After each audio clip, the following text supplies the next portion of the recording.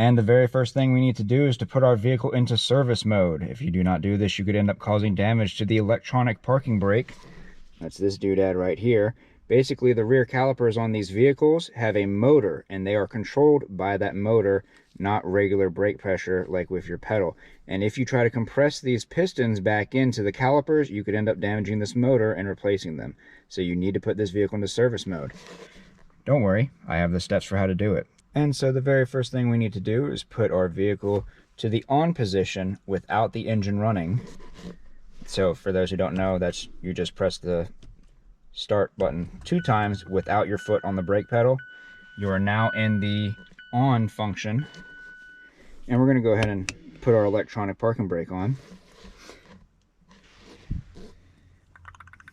And then we're going to turn this off. And what we do now, we go ahead and turn the vehicle to the on position, put our foot on the brake, and release our electronic brakes.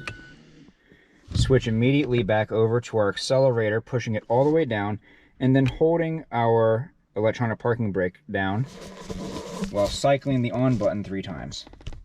Off, intermediate, and on. You can now hear, that? That's the electronic motor pulling those pistons inside of the caliper back in. If you heard that noise, you did it correctly. And you have your amber illuminated parking warning light right there. And you are now in maintenance mode.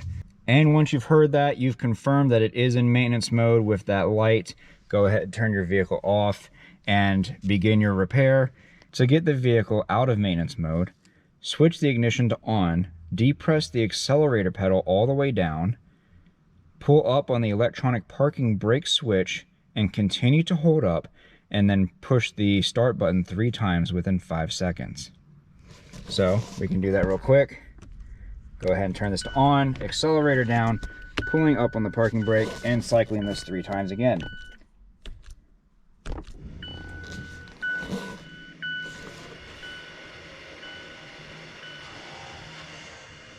We can hear those getting pushed back out, and our light is no longer illuminated.